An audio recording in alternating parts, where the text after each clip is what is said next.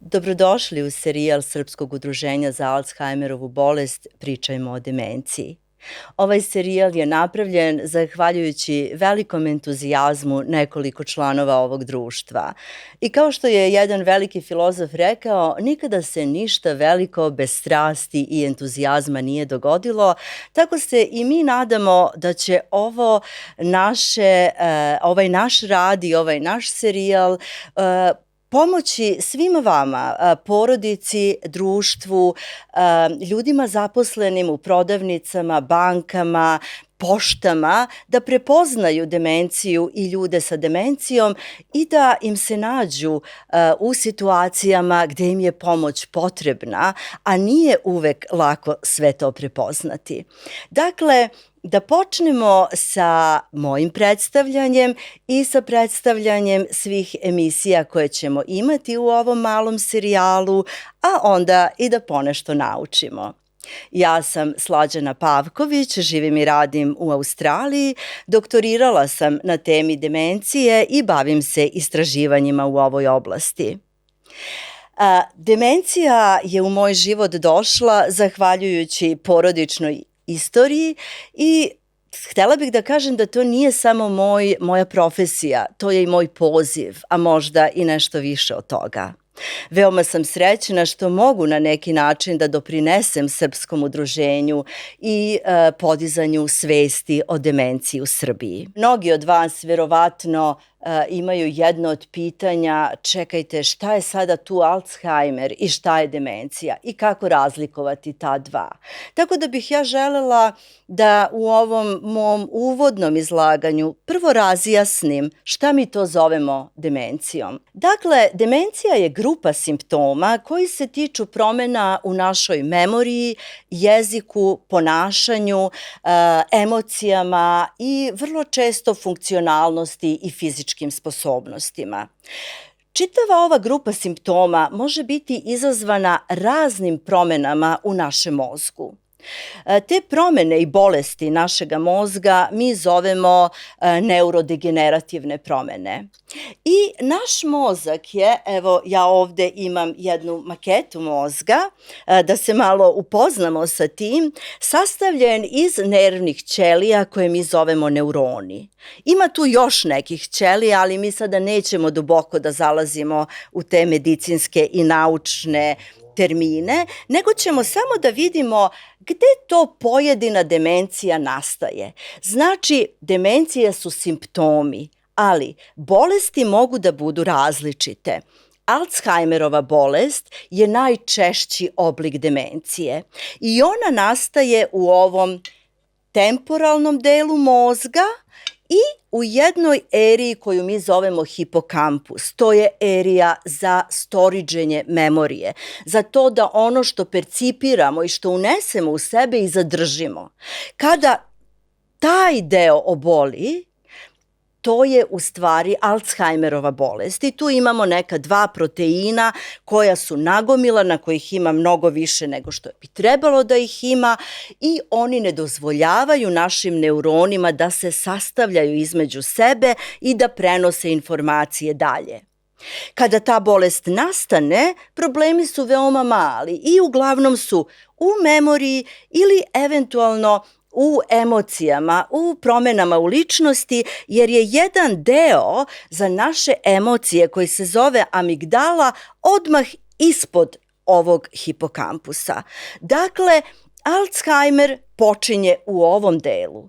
Ako čujete i u drugoj epizodi će o tome biti mnogo više reči, o frontotemporalnoj demenciji, onda je to nešto što nastaje u ovom čeonom delu i ide ka temporalnom ili počinje u temporalnom i ide ka čeonom i onda to zovemo frontotemporalna demencija. Najčešći tip je behavioral varijanta te demencije, ali kažem, ja se sada neću na tome zadržati, samo želim da vam kažem da svaki deo ovog našeg mozga ima neke centre, tako da u frontalnom delu imamo centar da počnemo da jedemo i da prestanemo da jedemo. Znači, naš mozak nam kaže kada smo gladni i kada treba da jedemo, jedemo ili kada prestanemo.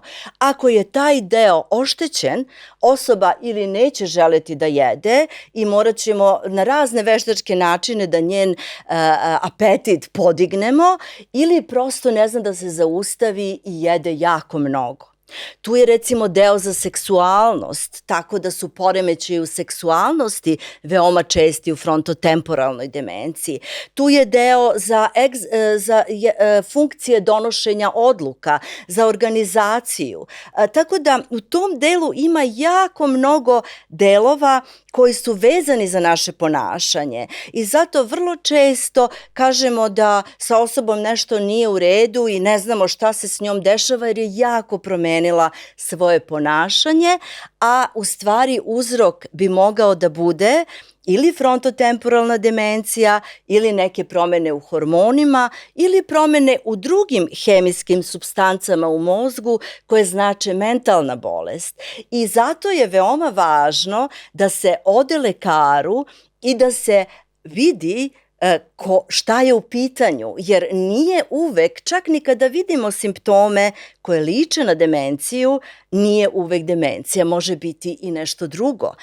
Tako da je o tome jako važno učiti i učit ćemo u sledećoj epizodi.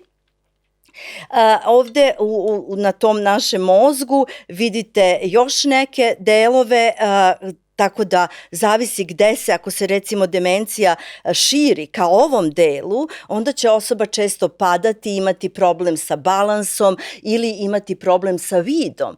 Tako da svaki mozak ima jako mnogo delova koji su povezani sa simptomima, sa onim što vidimo. I zato je važno da znate da promene u mozgu izazivaju ono što mi vidimo i sve to zovemo demencija, a bolesti mogu biti razne. Ja sam danas htela da samo napravim jedan veliki uvod, da razjasnimo šta je demencija i da vidimo da li se ona može na bilo koji način preventirati. Evo, ja ću vam sada pokazati te preventivne faktore i ovu listu preventivnih faktora možete naći na našem web sajtu, na web sajtu Srpskog udruženja. A ja ću vam sada o svakom od njih ponešto reći. Sedenje i velika količina vremena provedena bez aktivnosti je jedan veliki rizik faktor na koji možemo da utičemo jer možemo da se krećemo više, možemo svakodnevno da šetamo, možemo bar 2 puta nedeljno da radimo neke vežbe po pola sata i to je već dovoljno za naš mozak da poprima veću količinu kiseonika i da se naše ćelije bolje spajaju. Tu su još neki faktori o kojima znamo jer su kardiovaskularni, a ako naše srce nije zdravo, ne može biti ni naš mozak. Znači, visok holesterol, visok pritisak, to su bolesti i oštećenja koja se mogu lečiti i koja se mogu održavati pravilno lekovima. Dijabetes je veliki rizik faktor i uopšte unošenje velike količine šećera u naš mozak je nešto što našem mozgu nimalo ne prija. Tu je zagađenje životne sredine i to je ono što se ja bojim da pogotovo u našim velikim gradovima kao što je Beograd je dosta teško izbeći jer je naš vazduh neprekidno zagađen. Samim tim pušenje bilo bi potrebno da se manje puši, da se prosto izbaci pušenje iz zatvorenih prostorija, ali o tom potom, za sada je važno da o tome znate, a o tome bi zapravo morala država da misli i da se to sve drugačije reguliše.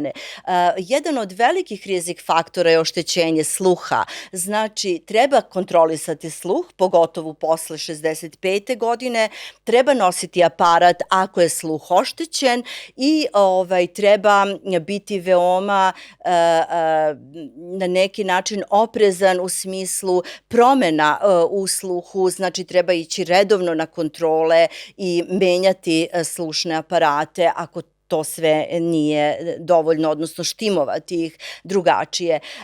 Oštećenje vida je takođe nešto što je veliki rizik faktor, zato što sa godinama se inače naše oko brže oštećuje i ćelije oka nisu više kao što su bile, naše oko prima manju količinu svetlosti, dakle moramo i o tome voditi računa, odlaziti kod lekara redovno i uzimati terapiju ako je potrebno, skidati katarakt, voditi računa o ostalim bolestima oka.